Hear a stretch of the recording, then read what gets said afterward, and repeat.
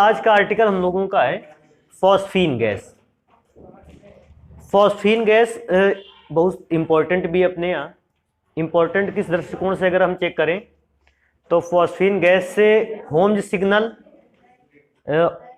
काफ़ी पूछा जाता है। फिलहाल अगर मैं फॉस्फीन गैस की बात करता हूँ तो फॉस्फीन गैस का फॉर्मूला होता है PH3 और तकरीबन इसका फॉर्मूला लगभग मैच करता है अमोनिया के फॉर्मूले से।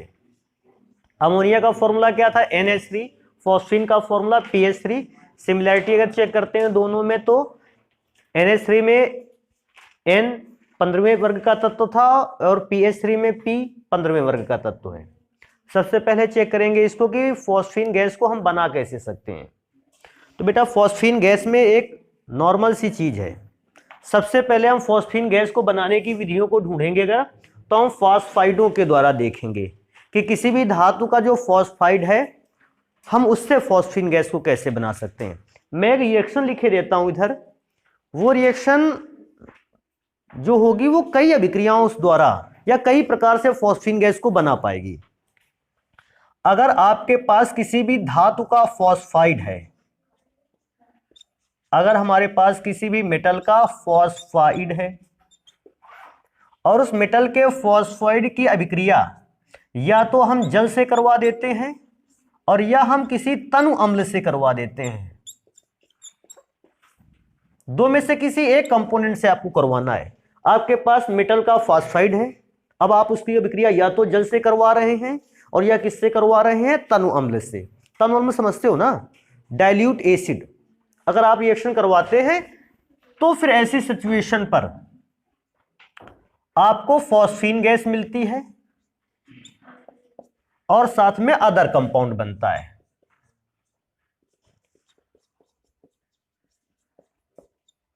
यह जनरल रिएक्शन है जो फॉस्फीन गैस के लिए आसानी से पढ़ी जा सकती है। अब एक रिएक्शन अगर इस बात को देखें तो इस पर बेस्ड बहुत सारी अभिक्रियाएं बनाई जा सकती हैं। जैसे हम अभिक्रिया करके दिखवाते हैं। सबसे पहले हम एक धातु का फॉस्फाइड लेते हैं बेटा जिसका नाम है कैल्शियम फॉस्फाइड। कैल्शियम फॉस्फाइड का फॉर्मूला होता है Ca3P2। अब इसकी अभिक्रिया हम अगर ये धातु का फॉस्फाइड हो गया, अभिक्रिया जल से भी करवाई जा सकती है और किससे करवाई जा सकती है? किसी डाइल्यूट एसिड से। तो मैं सबसे पहले स्टार्ट करूंगा कि इसकी अभिक्रिया जल से करवाई जाए। अब बेटा जैसे जल से अभिक्रिया करवाई जाएगी, सबसे पहले ध्यान देने वाली बात है, हम लोगों को इतनी बात आना चाहिए, जल का सूत्र तो सभी को पता है।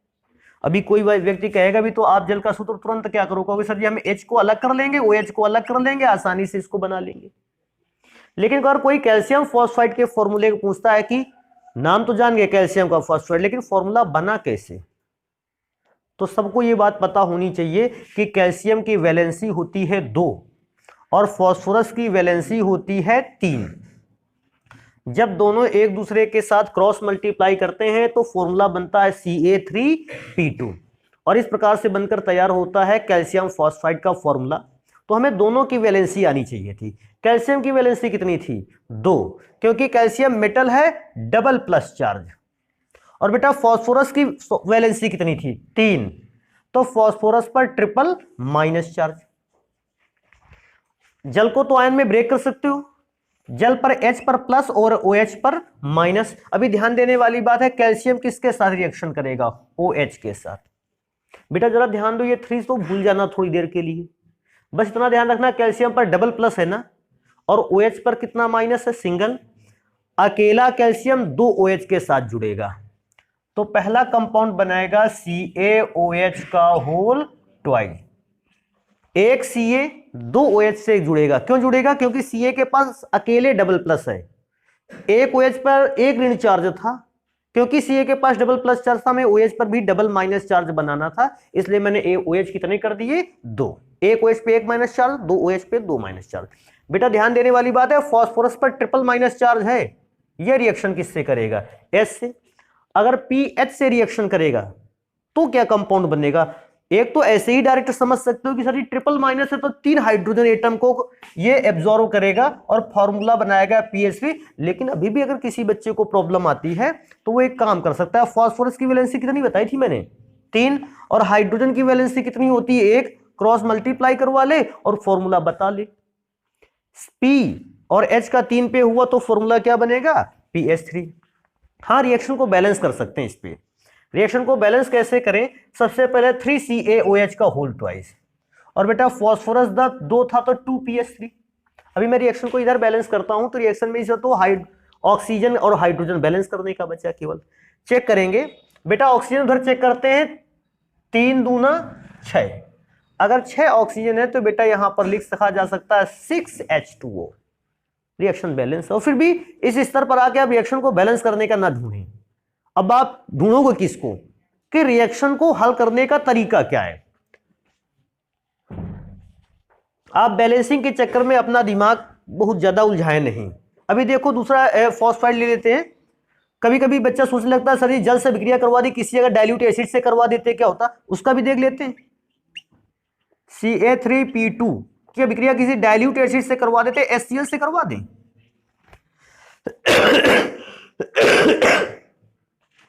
अगर डाइल्यूट एसिड से कराओगे बेटा फिर से Ca पर डबल प्लस चार्ज और फॉस्फोरस पर ट्रिपल माइनस चार्ज, H पे प्लस चार्ज और Cl पर माइनस। जल्दी से बात करेंगे, Ca किससे रिएक्शन करेगा? क्या अकेला Ca एक Cl से विक्रिया करेगा? नहीं। अगर Ca पर डबल प्लस है तो Cl पर डबल क्या होना चाहिए? माइनस।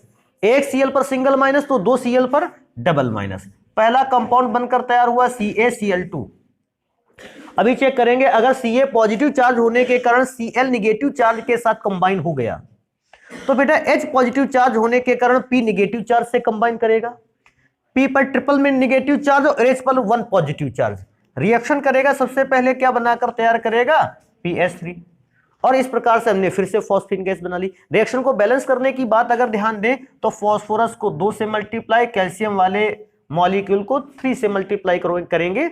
और अगर इसी सिचुएशन पे बेटा Cl को चेक करते हैं तो Cl कितने हो गए? 6।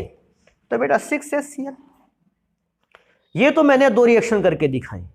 अब बेटा हम इधर कुछ फॉर्मूले लिखेंगे फॉस्फाइड के, जैसे Na3P, ये किसका फॉस्फाइड है? सोडियम का। मेरे पास एक और फॉस्फाइड है इसमें से Al2, ये एल्यूमिनियम का फॉस्फाइड है। अब इन दोनों फॉस्फाइड की रिएक्शन अगर हम करवाएं, एक बार जल से और एक बार करवाएं किससे? तनु अम्ल से, सेम रिएक्शन करता है। वैलेंसी के अकॉर्डिंग फॉर्मूले बनेंगे और उस हिसाब से इसको हम हल करेंगे। तो हम क्या लिखेंगे? Na3P और Al2 भी इसी प्रकार की अभिक्रिया रासायनिक अभिक्रिया, बेटा इसका अर्थ समझ जाओगे ना, अभिक्रिया को संपन्न करते हैं। तो बेटा ये हो गया जब फॉस्फाइड से संपन्न करते हैं। जब फॉस्फाइड से हम लोग फॉस्फीन गैस बनाएंगे तो आपको अभिक्रिया करवाने के लिए या तो आप जल से अभिक्रिया करवा सकते हो या तो किसी एसिड से रिएक्शन करवा सकते हो। अभी हम लोगों से कभी कभी पूछ लेता है कि फॉस्फीन गैस को बनाने की प्रयोगशाला विधि क्या है, तो लिखते हैं प्रयोगशाला विधि क्या है। तो हम यहां लिखेंगे फॉस्फीन गैस को बनाने की प्रयोगशाला विधि।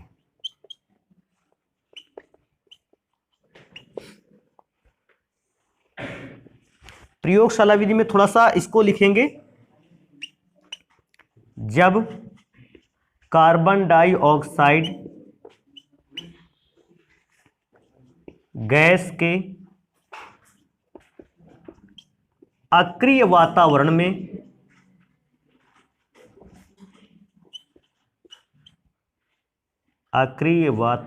में फॉस्फोरस को, या ऐसा भी लिख सकते हो श्वेत फॉस्फोरस को, श्वेत फॉस्फोरस को NaOH के जलीय विलयन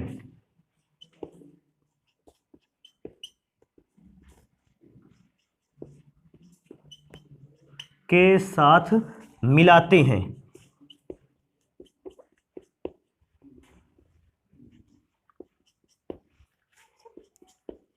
तो फॉस्फीन गैस बनती है। मिलाते हैं तो फॉस्फीन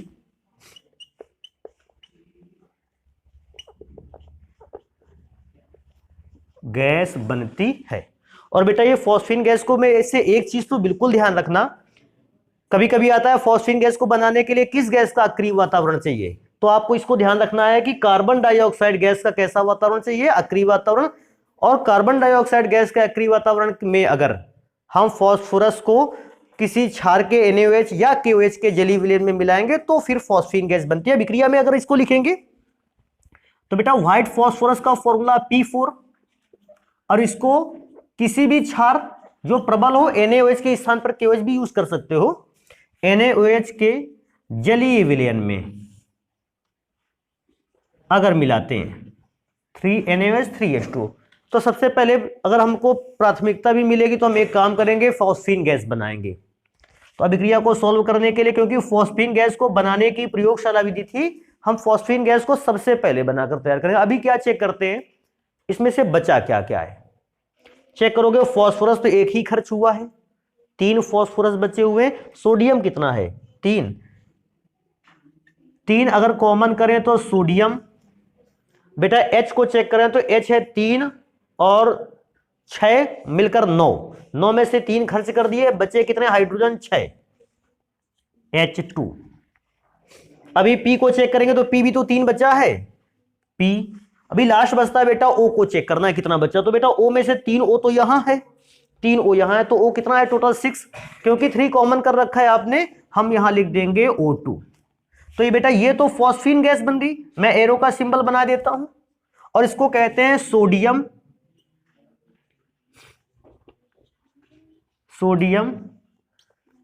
हाइपोफॉस्फाइट। तो इसको थोड़ा सा ध्यान रखेंगे, NaH2PO2 क्या है, सोडियम हाइपोफॉस्फाइड। तो बेटा अगर इस बात को हमेशा ध्यान रखना, वो वाली बात तो बिल्कुल मत भूलना कि कार्बन डाइऑक्साइड गैस का कैसा वातावरण रहेगा, अक्रिय वातावरण। अभी आप ऐसा भी लिख सकते हो, CO2 का कैसा वातावरण, अक्रिय वातावरण। आप अभिक्रिया में तो इसको ऐसे भी लिख सकते हो। तो इस बात को विशेष ध्यान रखना फॉस्फीन गैस बनाने की। तो फॉस्फीन गैस को बनाने की विधियां हो गई। अभी चलते हैं, सबसे पहले चेक करते हैं फॉस्फीन गैस के भौतिक गुण क्या क्या है। तो मैंने कुछ फिजिकल प्रॉपर्टी लिख रखी है, भौतिक गुणों को लिख रखा है फॉस्फीन गैस की। सबसे पहले फॉस्फीन गैस कैसी होती है, रंगहीन, और इसकी महक होती है सड़ी मछली की तरह, या ऐसा भी बोल सकते हो लहसुन की तरह महक होती है इसकी। तो ये पहला नंबर। सेकंड नंबर पे चलते हैं, कहता है इसकी प्रकृति विषैली होती है। फॉस्फीन गैस जो है इसकी प्रकृति कैसी होती है, विषैली होती है, और अत्यंत विषैली होती है, इसको भी ध्यान रखना है। कहता है यह वायु की अपेक्षा भारी होती है, क्योंकि फॉस्फीन गैस का जो मॉलिक्यूलर वेट होता है वो एयर का कितना था 29, उससे कैसा होता है अधिक, और क्योंकि उससे अधिक होता है भैया हम ये कहते हैं कि फॉस्फीन गैस वायु की अपेक्षा कैसी होती है, भारी होती है। एक और चीज लिखी है, यह जल में अल्प विलेय। मैं ये नहीं कहता जल में घुलती नहीं है, जल में घुलती है फॉस्फीन, लेकिन जिस मात्रा में अमोनिया गैस घुल जाती थी उतनी मात्रा में नहीं घुलती, ये जल में अमोनिया से कम मात्रा में घुलती है। अगला नंबर लिखा है, कहता है फॉस्फीन का जलीय विलयन अगर सूर्य के प्रकाश की उपस्थिति में लाया जाए, फॉस्फीन को जल में घोला जाए और फिर उस सॉल्यूशन को सूर्य के प्रकाश की उपस्थिति में लाया जाए, तो बोलता है, कहता है कि यह अपघटित होकर फॉस्फोरस गैस को अलग कर देता है और हाइड्रोजन गैस को अलग। क्योंकि फॉस्फीन का फॉर्मूला PH3 था, तो जलीय सॉल्यूशन में अगर रखेंगे और सूर्य के प्रकाश में ले जाएंगे तो फॉस्फोरस अलग ब्रेक होकर अलग हो जाएगा और हाइड्रोजन अलग ब्रेक हो जाएगा। हम इस घटना को कहते हैं फॉस्फीन का अपघटन। तो इसको ध्यान रखना वाली बात है, अगर कभी भी हम फॉस्फीन गैस के जलीय विलयन को सूर्य के प्रकाश में ले जाते हैं, फॉस्फीन गैस अपघटित होकर अलग अलग भागों में टूट जाती है, फॉस्फोरस और हाइड्रोजन में से। तो ये बेटा भौतिक गुण है, इसको नोट करते हैं, फिर अन्य रासायनिक गुणों को पढ़ते हैं फॉस्फीन के कौन कौन से हैं। फॉस्फीन गैस में से कुछ विशेषताएं हैं, कुछ अच्छे पॉइंट हैं, उनको सबसे पहले कवर करते हैं। क्या, मैंने पहला पॉइंट लिखा रखा है, कहता है शुद्ध अवस्था में अगर फॉस्फीन गैस होगी वो ज्वलनशील नहीं होती। तो अगर कभी फॉस्फीन गैस शुद्ध अवस्था में, उसकी ज्वलनशीलता इतनी अधिक नहीं होती, लेकिन जैसे ही फॉस्फीन गैस में फॉस्फोरस और P2H4 की अशुद्धियां पाई जाती हैं, हम इस बात को देखते हैं कि अब फॉस्फीन गैस अत्यंत ज्वलनशील हो गई है। तो ये बात विशेष ध्यान रखना, फॉस्फीन गैस में स्वयं ज्वलनशीलता का इतना अधिक गुण नहीं होता है, लेकिन अशुद्धियों की प्रेजेंस में फॉस्फीन की ज्वलनशीलता क्या हो जाती है, बढ़ जाती है। और बेटा ज्वलनशीलता इतनी अधिक बढ़ जाती है कि अगर इस फॉस्फीन गैस को केवल एयर के कांटेक्ट में ले आया जाए, ये अपने मन से जल जाएगी। मतलब फॉस्फीन अन्य गैसों को है, आपने प्रोपेन और ब्यूटेन का मिक्सचर देखा है एलपीजी में, उसको जलाने के लिए आपको क्या करना पड़ता है, कम से कम एक बार उसको आग का कांटेक्ट देना पड़ता है, तब वो जलती है। लेकिन फॉस्फीन गैस की ज्वलनशीलता इतनी अधिक होती है, शुद्ध अवस्था में या अशुद्ध अवस्था में, अशुद्ध अवस्था में इतनी अधिक होती है कि फॉस्फीन गैस को केवल आप एयर के कांटेक्ट में लाओगे, इसे गर्म करने की जरूरत ही नहीं, अपने मन से जल जाएगी। तो फॉस्फीन गैस की ज्वलनशीलता इतनी अधिक हो जाती है कि एयर के कांटेक्ट में आती जले, इसमें माचिस की तीली या लौ का कोई भी प्रयोग नहीं। आपने एक नली पर फॉस्फीन गैस भर रखा है, जैसे नली से बाहर आई गैस एयर के कांटेक्ट में आई, अपने मन से जलने लगी। इतनी अधिक ज्वलनशीलता होती है। मैं क्या सोचता हूं, इसका बर्निंग टेम्परेचर बहुत हाई होगा कि बहुत लो होगा? बहुत कम है।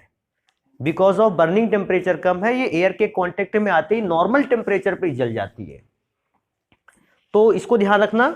नेक्स्ट नंबर में हम पढ़ते हैं, कहता है अगर आपके पास अशुद्ध फॉस्फीन गैस है तो उसको शुद्ध कैसे करेंगे?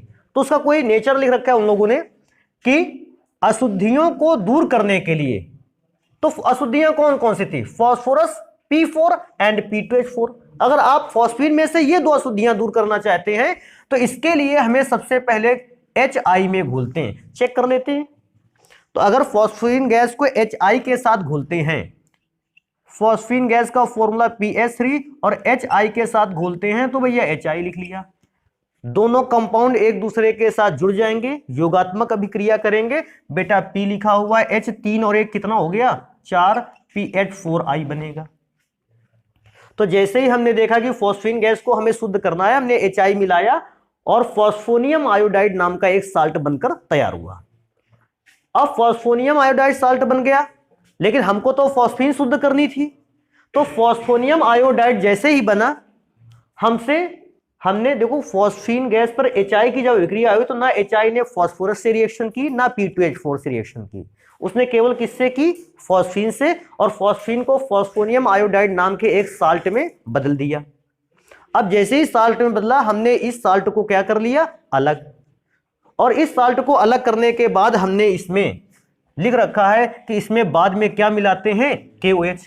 तो जैसे साल्ट को अलग कर लिया और लास्ट में इसमें क्या मिला दिया? KOH। बेटा KOH मिलाया होगा, अभी कुछ लोगों का दिमाग तो काम करने भी लगा होगा कि फॉस्फोनियम आयोडाइड पे PH4 पर प्लस, आयोडीन पर माइनस, K पर प्लस और OH पर माइनस। बेटा क्या कंपाउंड बनेगा? KI। सबसे पहला कंपोनेंट बना KI। और बेटा एक चीज और ध्यान देंगे, बचा मेरे पास क्या? PH4OH। अब हम आपको याद दिलाएंगे, एक कंपाउंड बनता था तकरीबन ऐसा ही, NH4OH। आप एक बात कह रहे थे, सर जी ये स्टेबल नहीं है। अमोनियम पोजीशन पर अगर हाइड्रोक्साइड है या फॉस्फोनियम पोजीशन पर हाइड्रोक्साइड है, ऐसा कंपाउंड स्टेबल नहीं रहता। और क्योंकि स्टेबल नहीं रहता, आप इसको क्या लिखते थे? NH3 + H2O। बेटा सेम चीज है, ये फॉस्फोरस से है, तो क्या क्या बनकर तैयार होगा? PH3 + H2O। और इस प्रकार से आपने फॉस्फीन गैस को कैसा कर लिया? शुद्ध कर लिया। अब बेटा फॉस्फीन गैस के रासायनिक गुण बचते हैं। फॉस्फीन गैस के रासायनिक गुणों के लिए वैसे तो मैंने बेटा हर एक रासायनिक गुण को एक चार्ट में लिख रखा है। ये दिखने वाला छोटा सा चार्ट जो है, ये 7 रासायनिक अभिक्रियाओं को अपने पास रखे हैं। अब इन 7 रासायनिक अभिक्रियाओं को सॉल्व करने का तरीका हम आपको इधर बता देंगे, रासायनिक अभिक्रियाएं वहीं लिखी रहेंगी। एक एक को हल करना स्टार्ट करते हैं। जैसे सबसे पहले अगर हम अभिक्रिया करते हैं, यहां से स्टार्ट करते हैं, 3Cl2 से रिएक्शन। अगर आपके पास फॉस्फीन गैस है, रासायनिक गुण चल रहा है बेटा, वैसे आप एग्जाम में जब भी करोगे वैसा मत लिख के आना, हम इधर लिख रहे हैं उसको लिख करके आना। वो केवल है एक छोटी जगह पर, अच्छा भी लगता है देखने में, और बहुत सारे रासायनिक गुण लिख गए। फॉस्फीन का फॉर्मूला PH3 और रिएक्शन करवाएंगे HCl से। बेटा सबको पता है, इसको ऐसे सॉल्व कर सकते हैं, सॉरी Cl2 से। अगर Cl2 से करवाएंगे, बेटा ध्यान से देखो, 3H 3Cl को लेके अलग हो जाएंगे। सबसे पहले बनेगा 3HCl प्लस मैं क्या सोचता हूं 6 Cl थे, उसमें से 3 तो H के साथ निकल गए, हमारे पास बचा P और हमारे पास बचा Cl3।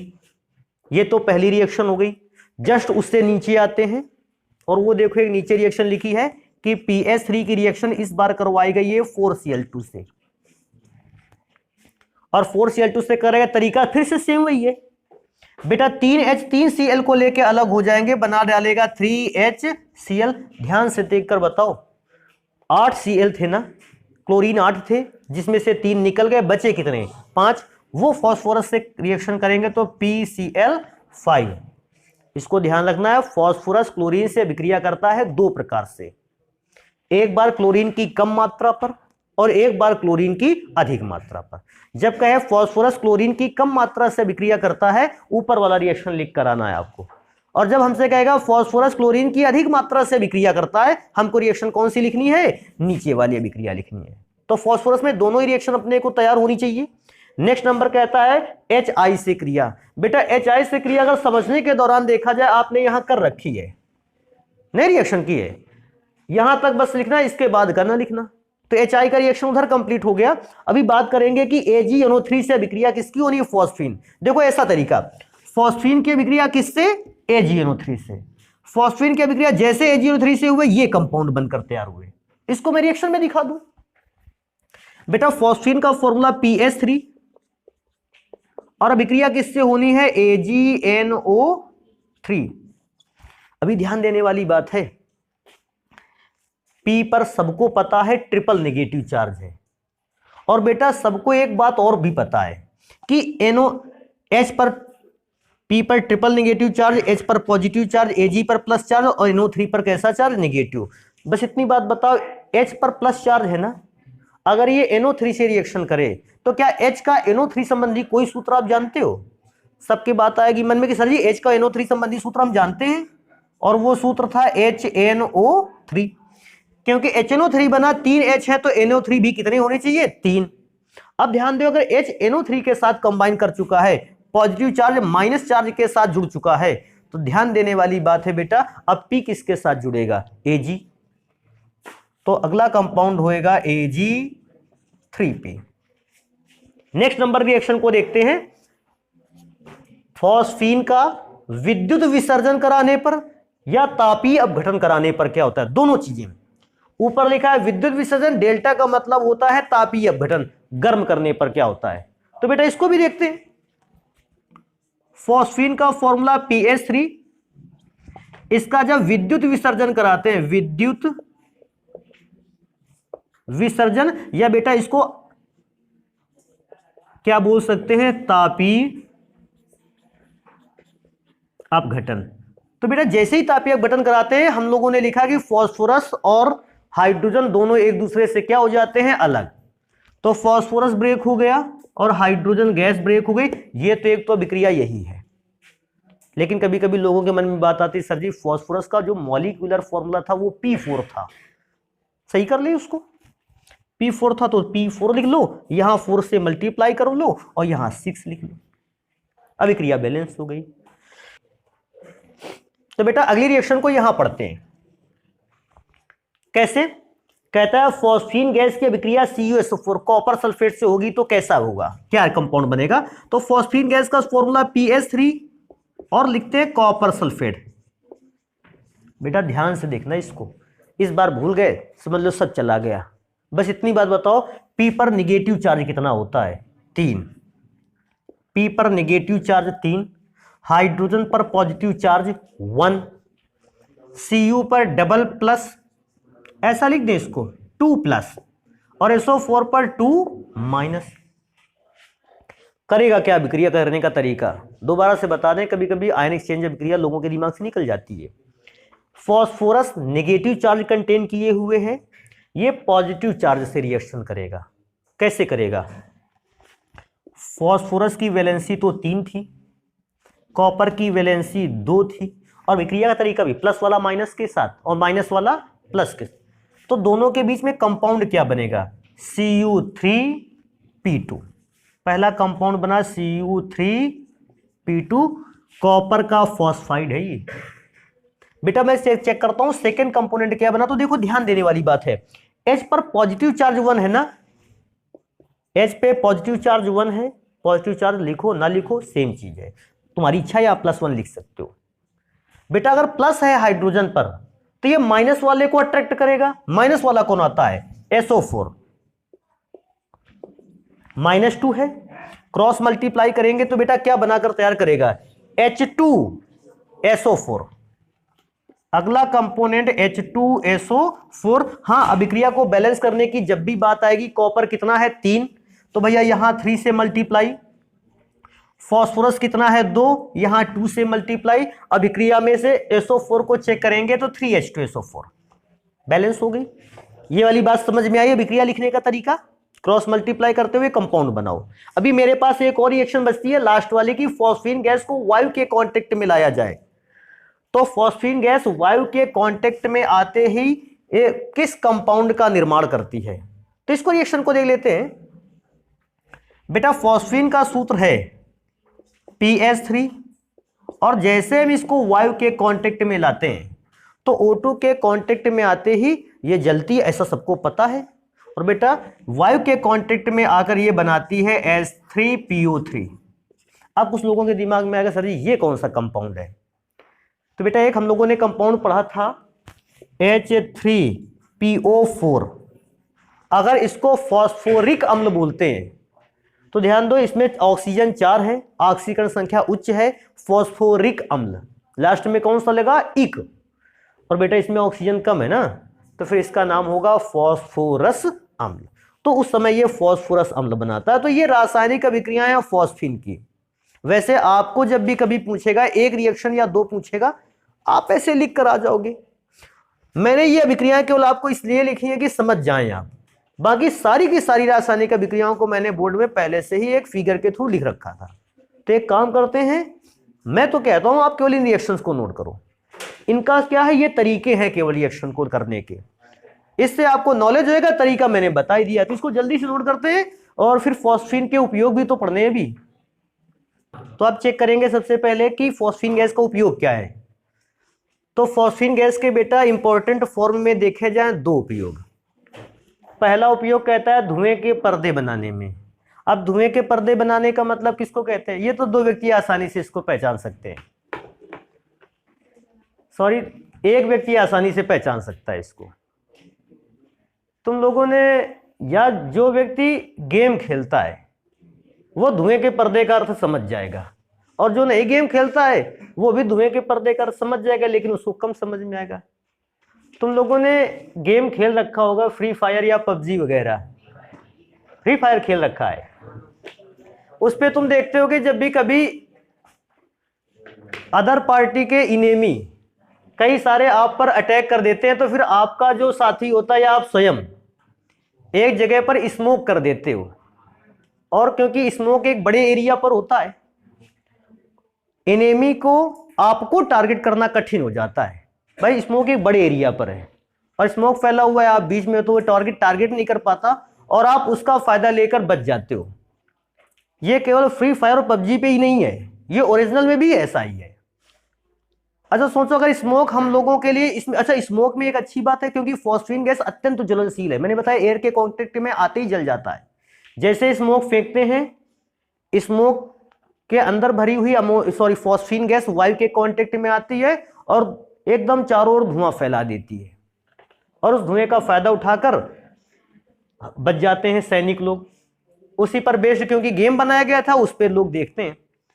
और जो लोग नहीं गेम खेलते हैं उनके लिए भी ये ध्यान रखो, स्मोक आता है, उसको जैसे फेंका उसमें से फॉस्फीन गैस भरी थी, किसके कांटेक्ट में आई? एयर के कांटेक्ट में। एयर के कांटेक्ट में आई, जली और खूब सारा सा धुआं उत्पन्न किया, और जब बहुत सारा धुआं उत्पन्न किया तो एरिया वो स्मोक से कवर हो गया। अब इनेमी आपको सही ढंग से देख नहीं पाएगा या आपके प्लेयर को देख नहीं पाएगा और उसका फायदा लेकर बच जाते हैं। तो पहली चीज धुएं का पर्दा बनाने में। दूसरा, अगर मैं स्टार्ट करूंगा नेक्स्ट नंबर, तुम लोगों ने एक और चीज देखी होगी, अगर आप कभी भगवान से रिलेटेड नाटक देखते हो, उसमें देखा होगा कमर के नीचे हिस्सा तो धुएं जैसा बना रहता है, फॉस्फीन गैस से बनाया गया धुआं, लेकिन हालांकि ये थोड़ा सा नुकसानदेह है। अगला नंबर पढ़ते हैं, कहता है होम्स सिग्नल देने में सबसे बड़ी प्रॉब्लम है, हमने पहली बार ये नाम सुना है होम्स सिग्नल देने में। होम्स सिग्नल किसको दिया जाता है? तो बात आएगी सर जी जलयानों को दिया जाता है। अब जलयान का आकार तो बहुत बड़ा होता है ऐसा है कि अगर जलयान पानी पर है, अगर किसी भी प्रकार से उस पर डैमेज आ जाता है तो नुकसान भी बहुत हो सकता है, और क्योंकि नुकसान हो सकता है बहुत सारे व्यक्तियों की जान भी जा सकती है इससे। तो होता क्या है, जब भी कोई एक बड़ा जलयान पानी पर उतारा जाता है उसके चारों ओर पनडुब्बियां चलती हैं। पनडुब्बियों का नाम सुना होगा, पनडुब्बियां चलती हैं, तो वो पनडुब्बियां जलयान के आगे भी रहेंगी पीछे भी रहेंगी। ऐसा कर सकते हो कि पनडुब्बियों द्वारा घिरा होता है जलयान, और पनडुब्बियां अंदर चेक करती हैं कि पानी के अंदर कोई पत्थर तो नहीं है इतना बड़ा जो जलयान से क्या हो जाए, टकरा दे जाए और उसको डैमेज कर दे। अगर कभी ऐसा उनको महसूस हुआ, किनको? पनडुब्बियों को, कि ये बहुत बड़ा पत्थर है पानी के अंदर, हो सकता है पीछे से आने वाला जलयान जो है इस पत्थर से टकरा जाएगा और शायद डैमेज भी हो जाएगा। तो क्योंकि डैमेज हो जाएगा ये बात पनडुब्बी को पता चल गई है, लेकिन जलयान में अभी किसी व्यक्ति को पता नहीं है, तो फिर वो क्या करेंगे? होम्स सिग्नल देंगे। तो पनडुब्बियों में उपस्थित व्यक्ति होम्स सिग्नल देंगे किसको? जलयान में उपस्थित व्यक्तियों। तो कैसे देते हैं होम्स सिग्नल, उसको ध्यान देते हैं। करना क्या है, पनडुब्बियों के अंदर बैठे व्यक्ति कैल्शियम कार्बाइड और कैल्शियम फॉस्फाइड के एक छिद्र युक्त बॉक्स को लेंगे। छिद्र युक्त बॉक्स को जानते हो ना, जिसमें छेद होगा, ऐसे बॉक्स लेंगे और उसके अंदर कौन सा केमिकल भरा होगा? Calcium carbide and calcium phosphide. उस छिद्र युक्त बॉक्स को कहां पर फेंक देंगे? जल में। अच्छा बेटा, अगर कैल्शियम कार्बाइड और कैल्शियम फॉस्फाइड का छिद्र युक्त बॉक्स अगर जल में फेंक दिया जाए तो उस छिद्र से जल कहां चला जाएगा? अंदर, और वो रिएक्शन कर लेगा किससे? कैल्शियम कार्बाइड से भी और कैल्शियम फॉस्फाइड से भी। तो पहले इतनी बात को देखते हैं कि अगर वो जल कैल्शियम कार्बाइड और कैल्शियम फॉस्फाइड से रिएक्शन करता है, बनाता क्या है, तो उसको चेक करेंगे बेटा। तो कैल्शियम कार्बाइड CaC2 अगर जल से रिएक्शन करेगा HOS से, बेटा अभिक्रिया करने का तरीका समझो इसको। Ca पर डबल प्लस और उस चक्कर में Cu2 पर डबल माइनस, H पर +1 और OH पर -1। ध्यान से देख के बताओ, Ca पर डबल प्लस है ना, तो रिएक्शन किससे करेगा? OH माइनस से। बैलेंस कर लेना, CaOH का होल ट्वाइस। अभी एक चीज और चेक करते हैं, C पर -2 था ना चार्ज, और वो H से रिएक्शन करेगा तो बना लेगा C2H2। वैलेंसी को इंटरचेंज नहीं कर पाओगे, चेंज कर सकते हो इसको, अपना ध्यान देखना इसको। तो पहली कौन सी गैस बनी गया जाके? Acetylene gas. और जो कैल्शियम फॉस्फाइड था,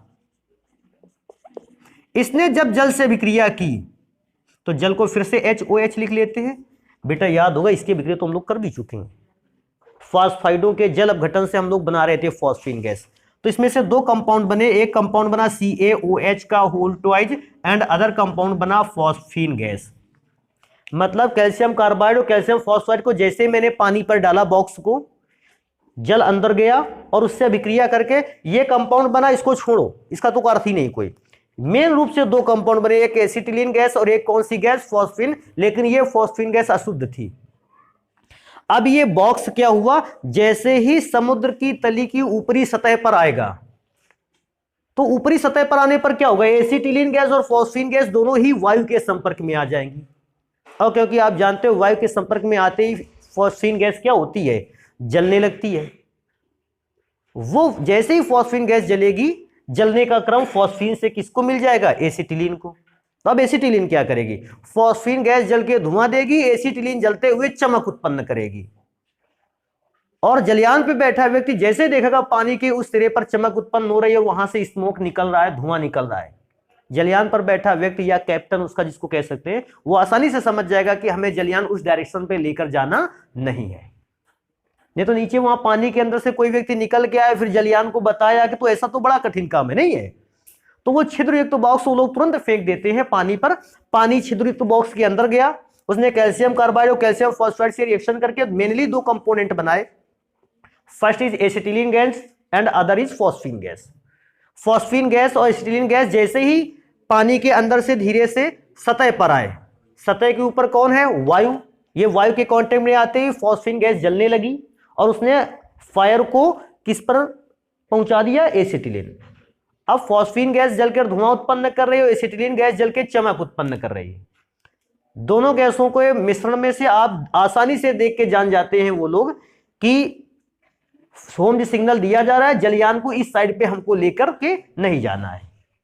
अभी सोचो अगर ये होम सिग्नल सही ढंग से दिया गया हो तो टाइटैनिक जहाज डूबने से बच जाता, शायद उसमें से कोई सिग्नल देने का सिस्टम नहीं होगा, या फिर उस समय सिग्नल देने की कोई तरकीब ना पता होगी, जो भी होगा। तो ये होम सिग्नल का अर्थ समझ गए। अभी चेक करते हैं फॉस्फीन गैस की संरचना बनाने के लिए हम लोगों से पूछता कि फॉस्फीन गैस की संरचना क्या है। तो फॉस्फीन गैस की संरचना बड़ी आसान है, अमोनिया गैस से ही मिलती है। फॉस्फोरस हो गया, ये लोन पेयर हो गया, पहला हाइड्रोजन, दूसरा हाइड्रोजन, और बेटा ये हो गया तीसरा हाइड्रोजन। फॉस्फीन गैस की संरचना है। और इस फॉस्फीन गैस के स्ट्रक्चर में आपको एक बात और ध्यान रखनी है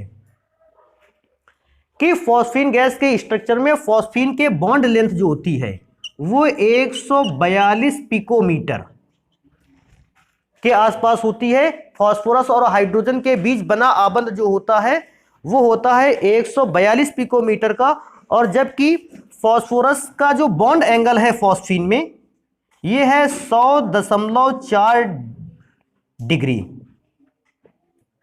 बॉन्ड एंगल 100.4 डिग्री है। तो बस इन दो बातों को ध्यान रखना है। अगर कोई हमसे पूछता भी है कि संरचना के विषय में सर जी और कोई नई बात पता चल जाती, तो हम इसको ऐसे भी लिख सकते हैं कि फॉस्फीन की संरचना पिरामिडी होती है, पिरामिड के आकार की होती है। दूसरा पूछता है फॉस्फोरस में सर संकरण कौन सा पाया जाता है, तो बेटा संकरण पाया जाता है sp3। अब बाकी अगर दूसरी चीज कोई भी हमसे पूछता भी है तो बेटा बड़ा आसान सी चीज है कि बॉन्ड लेंथ पूछेगा वो लिख दिया है, बॉन्ड एंगल पूछेगा हमने उसको भी लिख दिया है। तो अगर संरचना में हम लोगों से पूछता है इतनी चीजें। अभी आगे चलेंगे नेक्स्ट नंबर पे। हम लोगों के यहाँ एक क्वेश्चन और आता है कि अमोनिया और फॉस्फीन गैस में समानताएं कौन कौन सी हैं, क्योंकि अमोनिया गैस का भी स्ट्रक्चर मैं चेक करता था लगभग फॉस्फीन गैस की तरह बनता था। अमोनिया गैस और फॉस्फीन गैस दोनों में से चेक किया जाए, दोनों हाइड्रोजन है, नाइट्रोजन और इसमें फॉस्फोरस है, जबकि दोनों 15वें वर्ग के तत्व हैं, तो इनमें समानताएं भी होंगी। तो समानताओं को अगर मैं चेक करता हूं तो मैं देखो यहां लिख रखा है हम लोगों ने कुछ बातें, उसको जल्दी से पढ़ते हैं। पहला, अमोनिया गैस भी कैसी होती है, रंगहीन, फॉस्फीन गैस भी होती है रंगहीन। ये पहला समानता मिल गई, सिमिलरिटी। अगर ताप देते हैं तो अमोनिया गैस भी अपने अवयवों में टूट जाती है, नाइट्रोजन गैस और हाइड्रोजन गैस। और फॉस्फीन को भी टेम्परेचर देते हो तो वो भी फॉस्फोरस में और हाइड्रोजन में ब्रेक हो जाता है, ये भी दूसरी समानता है। तीसरा, क्लोरीन से अगर अमोनिया की विक्रिया करवा दी जाए तो NCl3 बनता है, और क्लोरीन से अगर विक्रिया फॉस्फोरस की करा दी जाए तो PCl3 बनता है, ये भी सिमिलरिटी है। अभी हम लोगों ने बनाया भी था PCl3। कहता है अगर अमोनिया अम्ल से विक्रिया कर ले तो अमोनियम लवण बनता है। अम्ल से विक्रिया करवाया था, अमोनियम लवण में अमोनियम क्लोराइड बनाया था आप लोगों ने। अमोनिया की विक्रिया HCl से करवा के NH4Cl बनाया। सेम प्रोसीजर, अगर फॉस्फीन गैस अम्ल से विक्रिया करती है तो फॉस्फीन का फॉस्फोनियम लवण बनता है। मैं क्या सोच सकता हूं, अमोनिया अगर रिएक्शन करेगा NH4Cl, फॉस्फीन अगर विक्रिया करेगा PH4Cl, तो सिमिलर ये रिएक्शन दिखा देता है। ये सिमिलरिटी होती है अमोनिया और फॉस्फीन में। एक काम करते हैं, इनको जल्दी से नोट करते हैं। फिर अमोनिया और फॉस्फीन में समानताओं को पढ़ने के बाद अभी हम लोगों के यहाँ एक और क्वेश्चन आता है कि अमोनिया और फॉस्फीन में डिफरेंस क्या है। तो बेटा अमोनिया और फॉस्फीन में हमने कुछ डिफरेंस लिख रखे हैं, इसको जल्दी से पढ़ लेते हैं। देखो अगर मैं पढ़ता हूं अमोनिया और फॉस्फीन में डिफरेंस, तो मैंने एक और अमोनिया को लिख रखा है, एक और फॉस्फीन को। पहला डिफरेंस क्या है, अमोनिया में अमोनिकल गंध होती है, और इसके वो ध्यान रखना, इसको जब सूंघते हैं तो सर दर्द करने लगता है। और मैंने ये भी बताया था कि वो जो जुकाम वगैरह पर सूंघने की दवा नहीं होती है वो भी अमोनिया से ही बनी रहती है। दूसरा नंबर है कि इसकी गंध कैसी होती है, सड़ी मछली की तरह, या ऐसा लिख सकते हो कि इसकी गंध होती है लहसुन की तरह।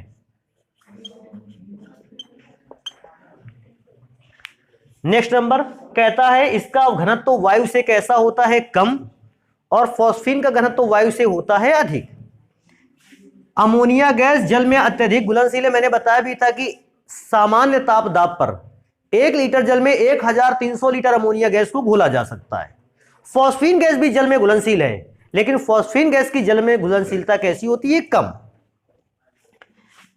अमोनिया गैस का कोई भी जहरीला नेचर नहीं है, कोई भी विषैला नेचर नहीं है, लेकिन फॉस्फीन गैस का विषैला नेचर है। और मैं इस पे आगे चलता हूं। कहता है अमोनिया गैस की प्रकृति क्षारीय होती है। बिल्कुल सही है। आपने अमोनिया गैस को जल में घोला था और उसने लास्ट में देखा था आपने कि NH4OH बन रहा है, जो OH आयंस में ब्रेक होता था। और क्योंकि OH आयन में ब्रेक होता था, अमोनिया की प्रकृति क्षारीय है। फॉस्फीन की क्षारीय प्रकृति बहुत ही कम है, और क्योंकि फॉस्फीन की क्षारीय प्रकृति बहुत कम है, कहीं कहीं पर तो इसको हम लोगों ने उदासीन भी लिखा है कि इसका बेसिक नेचर जो है वो अत्यंत कम है। अगला नंबर है, कहता है ये स्टेबिलिटी इसकी अधिक होती है, अधिक स्थायी है अमोनिया गैस, जबकि फॉस्फीन गैस का स्थायित्व तो कम है। फॉस्फीन गैस का स्थायित्व ऐसे भी पहचाना जा सकता है, अगर फॉस्फीन गैस वायु के कांटेक्ट में आ गई तो क्या हो जाएगी? जलने लगती है। तो इसका मतलब इसकी स्टेबिलिटी कैसी है? बहुत कम। तो बेटा आज के आर्टिकल में केवल इतनी चीजों को पढ़ेंगे, बाकी पढ़ेंगे सारी चीजों को नेक्स्ट क्लास पे।